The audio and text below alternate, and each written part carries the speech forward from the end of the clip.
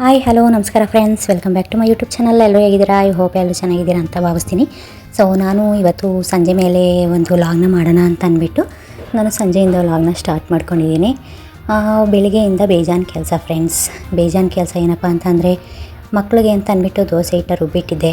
So ಅವ್ರಿಗೆ ದೋಸೆ ಮತ್ತು carrot ಪಲ್ಯ ಮಾಡಿ ಮಕ್ಳುಗಳಿಗೆ ಸ್ಕೂಲಿಗೆ ರೆಡಿ ಮಾಡಿಬಿಟ್ಟು ಲೇಬರ್ಗಳು ಬಂದಿದ್ರು. ಒಂದು 3-4 ಜನ. ಉಳ್ಕೆ ಪಳಕೆ ಮೆಣಸಿನ್ಕಾಯಿ ಇದ್ದು ಅವನ್ನ ಕುಯ್ಸೋಣ ಅಂತ ಅಂದ್ಬಿಟ್ಟು ಕರ್ಕೊಂಡೋಗಿದ್ರು. ಅವ್ರಿಗೆ ಟೊಮೊಟೊ ಸಾರು ಮತ್ತು ಮುದ್ದೆ ರೈಸು ಮಾಡಿ ಕೊಟ್ಟು ಕಳಿಸಿದೆ. ನಮ್ಮ ತಂದೆ ಟೊಮೊಟೊ ಸಾಂಬಾರು ಬೇಡ ಅಂತ ಅಂದರು. ಸೊ ಹಾಗಾಗಿ ಅವ್ರಿಗೆ ಬೇಳೆಕಾಳು ಹಾಕಿ ಉಪ್ಪು ಸಾಂಬಾರು ಮಾಡಿ ಮನೆ ಕೆಲಸ ಮುಗಿಸಿ ನೆಕ್ಸ್ಟು ನಾನು ಕೂಡ ಮೆಣಸಿನ್ಕಾಯಿ ಕುಯ್ಯೋಕ್ಕೆ ಅಂತ ಹೋಗಿದ್ದೆ. ಅಲ್ಲಿಂದ ತಂದು ನಮ್ಮ ಯಜಮಾನ್ ಸ್ವಲ್ಪ ಮೆಣಸಿನ್ಕಾಯಿ ಕುಯ್ದೆ. ಆದರೆ ನಮ್ಮ ಯಜಮಾನ್ರು ನಾಳೆ ಮಾರ್ಕೆಟ್ಗೆ ಹೋಗುವಾಗ ಪುದೀನ ಸೊಪ್ಪು ಐತಲ್ಲ ಅದನ್ನು ತೊಗೊಂಡೋಗೋಣ ಅಂತ ಅಂದ್ಬಿಟ್ಟು ನನ್ನ ಪುದೀನ ಸೊಪ್ಪು ಕುಯ್ಯಿ ಅಂತ ಅಂದ್ಬಿಟ್ಟು ತಂದು ಇಲ್ಲಿ ಇನ್ನೊಂದು ಜಮೀನು ಹತ್ರ ಎತ್ತಕ್ಬಿಟ್ಟು ಹೋಗೋರೆ. ನಾನು ಹಾಗೇ ಕೈಲಿ ಕುಯ್ತಾ ಇದ್ದೆ. ಅಷ್ಟೊತ್ತಿಗೆ ನನ್ನ ಮಗ ಕಾನ್ವೆಂಟಿಂದ ಬಂದಿದ್ದ. ಕೀಳಕ್ಕಾಗದೇ ಇರೋಂಥದ್ದನ್ನ ಕುಡ್ಲಲ್ಲಿ ಕುಯ್ಕೊಳ್ಳೋಣ ಅಂತ ಅಂದ್ಬಿಟ್ಟು ಕುಡ್ಲು ಥರ ಕೇಳಿದೆ. ಸೊ ಅವನು ಕುಡ್ಲು ತಂದು ಕೊಟ್ಬಿಟ್ಟು ಕೂತಿದ್ದಾನೆ. ಇದು ಪುದೀನ ಸೊಪ್ಪಂದು ಫ್ರೆಂಡ್ಸ್, ನಾವು ಪೈಪ್ ಸೇರಿಸಿರ್ತೀವಲ್ಲ, ವಾಲಿರುತ್ತಲ್ಲ, ಅಲ್ಲಿ ಸುಮ್ಮನೆ ಒಂದು ಕಡ್ಡಿ ತಂದಾಕಿದ್ದು ಅಷ್ಟೇ. ಇದು ಸೇರಿದ್ರೆ 3ನೇ ಸಲ ಇದನ್ನು ಬೊಡ್ಡೆ ಸಮೇತ ಕುಯ್ಕೋತೀವಿ. ಅದು ಪುನಃ ಚಿಗುರುತ್ತೆ. ಮೊದಲು ಒಂದು 70 ರೂಪಾಯಿ ಕೊಟ್ಬಿಟ್ಟು ಬಂದಿರು. ನೆಕ್ಸ್ಟು ಒಂದು 150 ರೂಪಾಯಿ ಕೊಟ್ಬಿಟ್ಟು ಬಂದಿರು. ಈ ಸತಿ ಒಂದು 200 ರೂಪಾಯಿನಷ್ಟೇ ಸೊಪ್ಪಾಗುತ್ತೆ. ಇದೆಲ್ಲನೂ ಸುಮ್ಮನೆ ವೇಸ್ಟ್ ಮಾಡೋ ಬದಲು ಅದೇ ದುಡ್ಡಿಗೆ ನಾವು ಬೇರೆ ತರಕಾರಿ ತೊಗೊಂಡು ಬಂದರೆ ಆಗುತ್ತೆ ಅಲ್ವಾ. ಸೊ ಹಾಗಾಗಿ ನಾನು ಇಲ್ಲಿ ಎಲ್ಲನೂ ಕಟ್ ಮಾಡ್ತಾ ಕೂತಿದ್ದೀನಿ. ಇದಕ್ಕೆ ನಾವು ಯಾವುದೇ ಥರ ಗೊಬ್ಬರ ಕೂಡ ಹಾಕಿಲ್ಲ, ಔಷಧಿ ಸಿಂಪಡಣೆನೂ ಮಾಡಿಲ್ಲ, ಇಲ್ಲ ನೀರು ಹಾಕಿಲ್ಲ. ಪೈಪಲ್ಲಿ ಹನಿ ನೀರು ಬೀಳುತ್ತಲ್ಲ ಫ್ರೆಂಡ್ಸ್, ಆ ನೀರಿಗೇ ಫುಲ್ಲೆಲ್ಲ ಅಪ್ಕೊಬಿಟ್ಟೈತೆ. ಒಂಥರ ಖರ್ಚಿಲ್ಲದೆ ಇರೋ ಆದಾಯ ಇದು ಅಂತ ಹೇಳ್ಕೊಬೋದು ನಮಗೆ. ಇದು ಎಲ್ಲರೂ ಡೈಲಿ ರೊಟೀನ್ದು ಡೈಲಿ ವೀಡಿಯೋ ಮಾಡಾಕ್ತಾರೆ ಫ್ರೆಂಡ್ಸ್. ಆದರೆ ನಮಗೆ ಟೈಮೇ ಆಗ್ತಿಲ್ಲ. ಎಷ್ಟೋ ವೀಡಿಯೋಸ್ನ ಮಾಡಿ ಎಡಿಟ್ ಮಾಡೋಕ್ಕೆ ಟೈಮ್ ಆಗ್ದೇ ಸೊ ತುಂಬ ವೀಡಿಯೋಸ್ನ ಡಿಲೀಟ್ ಕೂಡ ಮಾಡಿಬಿಟ್ಟಿದ್ದೀನಿ.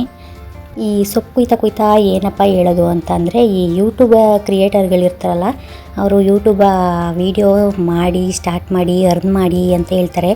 ಒಂದು ವಾರದಲ್ಲಿ 1000 ಸಬ್ಸ್ಕ್ರೈಬರ್ಸ್ನ ಕಂಪ್ಲೀಟ್ ಮಾಡಿ 4000 ವಾಚ್ ಅವರ್ನ ಕಂಪ್ಲೀಟ್ ಮಾಡ್ಬೋದು ಅಂತ ಹೇಳ್ತಾರಲ್ವ ಫ್ರೆಂಡ್ಸ್. ದೇವ್ರಣೆ ಇದೆಲ್ಲ ಸುಳ್ಳು ಅಂತ ಇವಾಗಲೇ ಗೊತ್ತಾಗಿದ್ದು ನಾನು ಯೂಟ್ಯೂಬ್ ಸ್ಟಾರ್ಟ್ ಮಾಡಿದ್ಮೇಲೆ. ನಾನು ಚಾನಲ್ನ ಸ್ಟಾರ್ಟ್ ಮಾಡಿ 2 ವರ್ಷದ ಮೇಲಾಯಿತು ಹೇಳಬೇಕು ಅಂತಂದರೆ. ಇವಾಗ 1000 ಸಬ್ಸ್ಕ್ರೈಬರ್ಸ್ ಕಂಪ್ಲೀಟ್ ಆಗಿದ್ದಾರೆ. ಆಮೇಲೆ ಏನಪ್ಪ ಅಂತಂದರೆ, ವಾಚ್ ಅವರ್ ಕಂಪ್ಲೀಟ್ ಮಾಡೋದಾಯ್ತಲ್ಲ, ಅದು ನಾವು ಹಾಕೋ ವೀಡಿಯೋನ ನೀವು ನೋಡೋಂಥವ್ರು ಪೂರ್ತಿ ವೀಡಿಯೋ ನೋಡಿದ್ರೆ ಮಾತ್ರ ಅದು ವಾಚ್ ಅವರ್ ಕಂಪ್ಲೀಟ್ ಆಗೋದು. ನೀವು ವೀಡಿಯೋ ನೋಡಿಲ್ಲ, ಸ್ಕಿಪ್ ಮಾಡಿ ನೋಡಿದ್ದೀರಿ ಅಂತಂದರೆ ಆ ವಾಚ್ ಅವರು ಗೋವಿಂದ. ಯೂಟ್ಯೂಬ್ ಬಗ್ಗೆ ನನಗನ್ಸಿದ್ದನ್ನು ಅವಾಗವಾಗ ಹೇಳ್ತಾ ಇರ್ತೀನಿ, ನನ್ನ ಅನುಭವ ಆಗಿರೋ ಅಂಥದ್ದನ್ನು. ಸೊ ಇವಾಗ ಸೊಪ್ಪೆಲ್ಲನೂ ಕಟ್ ಮಾಡಾಯಿತು. ಇವಾಗ ಮನೆ ಹತ್ರ ತೊಗೊಂಡೋಗಿ ಇದನ್ನು ನೀಟಾಗಿ ಎಲ್ಲನೂ ಸೆತ್ತೆ ಕಡ್ಡಿ ಎಲ್ಲ ಇರುತ್ತಲ್ವ ಫ್ರೆಂಡ್ಸ್, ಅದನ್ನು ನೀಟಾಗಿ ತೆಗೆದು ಬರೀ ಸೊಪ್ಪನ್ನು ಮಾತ್ರ ತೊಗೋಬೇಕು. ಸೊ ನಾನು ಸಂಜೆ ಆಗಿತ್ತಲ್ಲ, ಒಂದು ಸ್ನ್ಯಾಕ್ಸ್ ರೆಸಿಪಿನ ಮಾಡೋದ ಅಂತ ಅಂದ್ಬಿಟ್ಟು ಸ್ನ್ಯಾಕ್ಸ್ ರೆಸಿಪಿ ಟ್ರೈ ಮಾಡಿದ್ದೆ. ನಾನಿಲ್ಲಿ ಫಸ್ಟು ಒಂದು ಸ್ವಲ್ಪ ಅನ್ನ ಮತ್ತು ಬೇಯಿಸಿ ಸಿಪ್ಪೆ ತೆಗ್ದಿರೋಂಥ ಆಲೂಗೆಡ್ಡೆ, ಒಂದು ಸ್ವಲ್ಪ ಮೊಸರು ಮತ್ತು ನೆಕ್ಸ್ಟ್ ಒಂದು ರುಚಿಗೆ ತಕ್ಕಷ್ಟು ಉಪ್ಪನ್ನು ನಾನಿಲ್ಲಿ ಹಾಕೋತಾ ಇದ್ದೀನಿ. ಇಷ್ಟನ್ನು ನಾವು ಇವಾಗ ಸಣ್ಣದಾಗಿ ಪೇಸ್ಟ್ ಥರ ರುಬ್ಕೋಬೇಕು. ಸೊ ಇವಾಗ ಇದು ರುಬ್ಬಿದ್ದಾಗಿದೆ. ನಾನು ಇವಾಗ ಇದಕ್ಕೆ ನೆಕ್ಸ್ಟ್ ಏನು ಹಾಕೋತೀನಿ ಅಂತ ಅಂದರೆ, ನಾನು ಇದನ್ನು ಮೊದಲು ಒಂದು ಬಟ್ಲಿಗೆ ಟ್ರಾನ್ಸ್ಫರ್ ಮಾಡ್ಕೋತಾ ಇದ್ದೀನಿ. ಈ ರೆಸಿಪಿನ ನಾನು ಒಂದು ಸೋಷಿಯಲ್ ಮೀಡಿಯಾದಲ್ಲಿ ನೋಡಿದ್ದು ಫ್ರೆಂಡ್ಸ್. ಫಸ್ಟ್ ಟೈಮ್ ಟ್ರೈ ಮಾಡ್ತಿದ್ದೀನಿ, ನೋಡೋಣ ಹೆಂಗಾಗುತ್ತೆ ಅಂತ ಅಂದ್ಬಿಟ್ಟು. ಮತ್ತು ಆ ರುಬ್ಬಿರೋಂಥ ಹಿಟ್ಟಿಗೆ ನಾನಿಲ್ಲಿ ಸಣ್ಣದಾಗಿ ಕಟ್ ಮಾಡಿರೋ ಅಂಥ ಹಸಿಮೆಣಸಿನ್ಕಾಯಿ, ಸ್ವಲ್ಪ ಜೀರಿಗೆ ಮತ್ತು ಸ್ವಲ್ಪ ಕರಿಬೇವು ಮತ್ತು ಒಂದು ಸ್ವಲ್ಪ ಅಕ್ಕಿ ಹಿಟ್ಟನ್ನ ಹಾಕೋತಾ ಇದ್ದೀನಿ. ನೆಕ್ಸ್ಟ್ ಇದಕ್ಕೆ ಒಂದು ಸ್ವಲ್ಪ ಸೋಡಾ, ಇಷ್ಟನ್ನು ಹಾಕ್ಕೊಂಡು ನೀಟಾಗಿ ಕಲಿಸ್ಕೋಬೇಕು. ಅದರಲ್ಲಿ ಶುಂಠಿ ಮತ್ತು ಕೊತ್ತಂಬರಿ ಸೊಪ್ಪು ಕೂಡ ಹಾಕಿದ್ರು. ನಾನು ಶುಂಠಿನ ಸ್ಕಿಪ್ ಮಾಡಿದೆ, ಹಾಕೋದು ಬೇಡ ಅಂತ. ಕೊತ್ತಂಬರಿ ಸೊಪ್ಪು ಇರಲಿಲ್ಲ ಫ್ರೆಂಡ್ಸ್, ಹಾಗಾಗಿ ನಾನು ಇಷ್ಟಲ್ಲೇ ಮಾಡ್ತಾಯಿದ್ದೀನಿ. ಸೊ ಇವಾಗ ಇದಕ್ಕೆ ಒಂದು ಸ್ವಲ್ಪ ನೀರು ಹಾಕ್ಕೊಂಡು ಕಲಿಸ್ಕೊಂಡಿದ್ದಾದಮೇಲೆ ನೆಕ್ಸ್ಟು ಒಂದು ಸ್ವಲ್ಪ ಕಡಲೆ ಹಿಟ್ಟನ್ನು ಹಾಕ್ಕೊಂಡು ಬೋಂಡ ಯಾವ ಥರ ಕಲಿಸ್ಕೋತೀವಿ ಆ ಥರ ನೀಟಾಗಿ ಮಿಕ್ಸ್ ಮಾಡಿ ಕಲಿಸ್ಕೋಬೇಕು. ಇವಾಗ ಕಲಿಸ್ಕೊಂಡಿದ್ದಾಗಿದೆ. ಎಣ್ಣೆ ಕೂಡ ಕಾಯಕ್ಕೆ ಇಟ್ಟಿದ್ದೀನಿ, ನೋಡೋಣ ಹೇಗೆ ಬರುತ್ತೆ. ಹೊಸ ರೆಸಿಪಿ ಅನ್ನ ಮತ್ತು ಆಲೂ ಬೋಂಡ ಅಂತ ಇದಕ್ಕೆ ಹೆಸರಿಡೋಣ ಅಂದ್ಕೊಂಡಿದ್ದೀನಿ. ಅನ್ನ ಮತ್ತು ಆಲೂ ಬೋಂಡ ಅನ್ನೋಕ್ಕಿಂತ ಆಲೂ ರೈಸ್ ಬೋಂಡ ಅನ್ನೋ ಹೆಸರೇ ಚೆನ್ನಾಗಿದೆ ಫ್ರೆಂಡ್ಸ್. ಈ ಟೈಮ್ಗೆ ಒಳ್ಳೆ ಸ್ನ್ಯಾಕ್ಸ್ ರೆಸಿಪಿ ಅಂತ ನಾನೇನೋ ಇದನ್ನು ಟ್ರೈ ಮಾಡ್ತಾಯಿದ್ದೀನಿ. ಅದು ಹೇಗೆ ಬರುತ್ತೋ ಏನೋ. ಸದ್ಯ ಮನೇಲಿ ಬೈಸ್ಕೊಳ್ದೇ ಇದ್ದರೆ ಸಾಕು. ಸುಮ್ಮನೆ ಎಣ್ಣೆ ವೇಸ್ಟು, ಅದು ವೇಸ್ಟು, ಇದು ವೇಸ್ಟು ಅಂತ ಅಂದ್ಬಿಟ್ಟು ಅದೇನಾದ್ರು ಚೆನ್ನಾಗಿ ಬಂದಿಲ್ಲ ಅಂತಂದರೆ ಬೈತಾರೆ. ಸೊ ನಾವು ಬೋಂಡ ಹಾಕಿದ್ಮೇಲೆ ಸುತ್ತ ಅದನ್ನು ಗೋಲ್ಡನ್ ಬ್ರೌನ್ ಬರೋ ಥರ ಬೇಯಿಸ್ಬೇಕು. ಅಂದರೆ ನೋಡಿ ಫ್ರೆಂಡ್ಸ್, ಇವಾಗ ನಾನು ಸ್ಪೂನ್ ಆಡಿಸ್ತಾ ಇದ್ದೀನಲ್ಲ, ಈ ಥರ ಆಡಿಸ್ಬೇಕು. ಅದು ಎಲ್ಲ ಕಡೆ ಕೂಡ ಒಂದೇ ಥರ ಕಲರ್ ಬರುತ್ತೆ. ಇಲ್ಲ ಅಂತಂದರೆ ನಾವು ಮಗ್ಚಿ ಬೇಯಿಸೋದ್ರಿಂದ ಅದು ಒಂದು ಕಡೆ ಬೆಳ್ಳಗಿರುತ್ತೆ, ಇನ್ನೊಂದು ಕಡೆ ಕೆಂಪಗಾಗಿರುತ್ತೆ. ಸೊ ಆ ಥರ ಆಗಿರುತ್ತೆ. ಸೊ ಇವಾಗ ಬೋಂಡ ರೆಡಿ. ನೋಡೋಣ, ನಮ್ಮ ಯಜಮಾನ್ರಿಗೆ ಫಸ್ಟು ಟೇಸ್ಟ್ ಮಾಡೋಕೆ ಕೊಡ್ತೀನಿ. ಅವರು ಓಕೆ ಅಂತಂದರೆ ಬೋಂಡ ಓಕೆ ಆಗಿದೆ ಅಂತ ಅರ್ಥ. ನಮ್ಮದೆಲ್ಲ ಟೀ ಕಾಫಿ ಆಗಿತ್ತು. ಸೊ ಅವರು ಜಮೀನಿಂದ ಬರೋದು ಸ್ವಲ್ಪ ಲೇಟ್ ಆಗಿತ್ತು. ಹಾಗಾಗಿ ಅವ್ರಿಗೋಸ್ಕರ ಒಂದು ಲೋಟ ಮಾತ್ರ ಟೀ ತಗೊಂಡು ಹೋಗ್ತಾಯಿದ್ದೀನಿ. ಟೇಸ್ಟಿಂಗ್ ಅದೇ ಅಂತ ಹೇಳ್ಬೇಕು.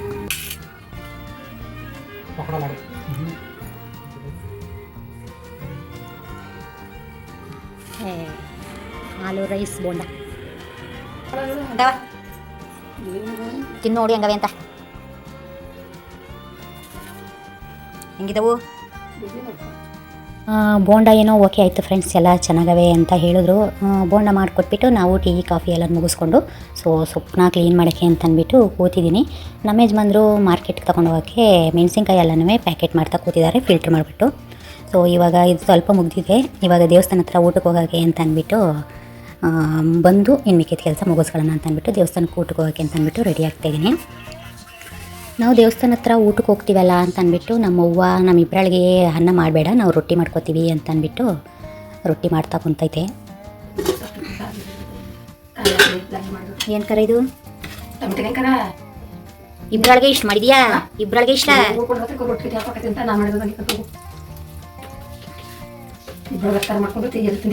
ಅದಕ್ಕೆ ಕೇಳಿದ್ದು ನೀವು ಇಬ್ಬರಳಿಗೆ ಇಷ್ಟು ಖಾರ ಮಾಡಿದ್ಯಲ್ಲ ಅಂತ. ನಾವು ದೇವಸ್ಥಾನಕ್ಕೆ ಹೋಗೋಕ್ಕೆ ರೆಡಿ ಆಗೋಷ್ಟರಲ್ಲಿ ನಮ್ಮವ್ವ ಅಷ್ಟೊತ್ತಿಗಾಗಲೇ ರೊಟ್ಟಿ ಮತ್ತು ಖಾರ ಮಡಗಿತ್ತು. ಸೊ ನಾನು ಹೆಂಗಿದ್ರು ಹೋಗ್ತಾ ಇದ್ದೀನಲ್ಲ, ಟೈಮ್ ಆಗಿತ್ತು. ಸೊ ಊಟದ ಟೈಮು. ಹಾಗಾಗಿ ನಮ್ಮ ತಂದೆಗೂ ಕೂಡ ಊಟನ ಕೊಟ್ಬಿಟ್ಟು ಆಮೇಲೆ ನಾವು ದೇವಸ್ಥಾನಕ್ಕೆ ಹೋದ್ವಿ. ಫ್ರೆಂಡ್ಸ್, ದೇವಸ್ಥಾನದಲ್ಲಿ ಅನ್ನ ಸಾಂಬಾರು ಮತ್ತು ಪಲ್ಯ ಸ್ವೀಟು ಈ ಥರ ಅವ್ರಿಗೆ ಏನು ಅನಿಸ್ತದೆ ಆ ಥರ ಅಡುಗೆನ ಡೈಲಿ ಮಾಡ್ತಾರೆ. ನಾವು ಇಷ್ಟು ದಿನ ಹೋಗ್ದೇ ತುಂಬ ಮಿಸ್ ಮಾಡಿಕೊಂಡು ದೇವಸ್ಥಾನದ ಊಟನ ಎಲ್ಲರೂ ಅಕ್ಕಪಕ್ಕದೂರವರೆಲ್ಲ ಬಂದು ಊಟ ಮಾಡ್ತಾರೆ. ಇಲ್ಲಿಗೆ ನಾವು ಹೋಗಿ ಊಟ ಮಾಡೋದಿಲ್ವಲ್ಲ ಅಂತ ಅಂದ್ಬಿಟ್ಟು ಇವಾಗ ಒಂದು 4-5 ದಿನದಿಂದ ಡೈಲಿ ಹೋಗ್ತಾಯಿದ್ದೀವಿ ಊಟಕ್ಕೆ. ಸೊ ಅಲ್ಲಿ ಐಸ್ ಕ್ರೀಮ್ ಕೊಟ್ಟಿದ್ರು ಫ್ರೆಂಡ್ಸ್ ಇವತ್ತು ಸ್ಪೆಷಲ್ಲಾಗಿ ಊಟಕ್ಕೆ. ನಾವು ಅಲ್ಲಿ ತಿನ್ನೋಕ್ಕಾಗಲಿಲ್ಲ. ಸೊ ಮನೆಗೆ ಬಂದು ತಿಂತಾಯಿದ್ದೀವಿ. ಅದರಲ್ಲೂ ಬೇರೆ ನನ್ನ ಮಗ ತಿಂದ್ಬಿಟ್ಟು ಬಂದಿದ್ರು. ನನ್ನ ಐಸ್ ಕ್ರೀಮಲ್ಲೇ ಶೇರಿಂಗ್ ಇಸ್ ಕೇರಿಂಗ್ ಅಂದ್ಕೊಂಡು ಬಂದಿದ್ದ. ಸೊ ಹಾಗಾಗಿ ನಾನೊಂದು ಸ್ವಲ್ಪ ತಿಂದ್ಬಿಟ್ಟು ಇನ್ನು ಮಿಕ್ಕಿದ್ದು ನನ್ನ ಮಗನಿಗೆ ಕೊಟ್ಟೆ. ನನ್ನ ಮಗಳಿಗೂ ಕೊಡೋಕೆ ಹೋದೆ ಫ್ರೆಂಡ್ಸ್. ಆದರೆ ಅವಳ ಐಸ್ ಕ್ರೀಮ್ನೇ ತಿಂತೀನಿ ಅಂದ್ಬಿಟ್ಟು ಬೇಡ ಅಂತ ಹೇಳಿದ್ಲು. ಅವಳು ಏನು ಮಾಡ್ತಾಯಿದ್ದಾಳೆ ಅಂತಂದರೆ ಕಲ್ಲಂಗಡಿ ಹಣ್ಣಿನ ಸಿಪ್ಪೆನ ಕುಯ್ದುಬಿಟ್ಟು ಅದರಲ್ಲಿ ಟೂಟಿ ಫ್ರೂಟಿ ಮಾಡಿ ಇಟ್ಕೊಂಡಿದ್ದಾಳೆ. ಸೊ ಅದನ್ನ ಟೂಟಿ ಫ್ರೂಟಿನ ಐಸ್ ಕ್ರೀಮ್ಗೆ ಹಾಕ್ಕೊಂಡು ಗಾರ್ನಿಷ್ ಮಾಡಿಕೊಂಡು ಐಸ್ ಕ್ರೀಮ್ ತಿಂತಾಯಿದ್ದಾಳೆ. ಓಕೆ ಫ್ರೆಂಡ್ಸ್, ಇನ್ನೂ ಸ್ವಲ್ಪ ಕೆಲಸ ಬ್ಯಾಲೆನ್ಸ್ ಬಿಟ್ಬಿಟ್ಟು ಹೋಗಿದ್ದೋ. ಊಟ ಎಲ್ಲ ಆಯಿತು. ಇವಾಗ ನೆಕ್ಸ್ಟು ಉಳಿದಿರೋ ಅಂಥ ಕೆಲಸನ ಸ್ಟಾರ್ಟ್ ಮಾಡ್ಕೋಬೇಕು. ಸೊ ಇದಾಗಿತ್ತು ಇವತ್ತಿನ ನನ್ನ ರೊಟ್ಟಿನ ಈ ವಿಡಿಯೋ. ನಿಮಗೆಲ್ಲ ಇಷ್ಟ ಆಗಿರೋ ಒಂದು ಲೈಕ್ ಮಾಡಿ, ಶೇರ್ ಮಾಡಿ, ಕಮೆಂಟ್ ಮಾಡಿ. ನನ್ನ ಚಾನಲ್ನ ಸಬ್ಸ್ಕ್ರೈಬ್ ಮಾಡೋದು ಮಾತ್ರ ಮಾಡಿಬೇಡಿ. Thank you for watching. ಅದೇ 4 ನಿಮಿಷ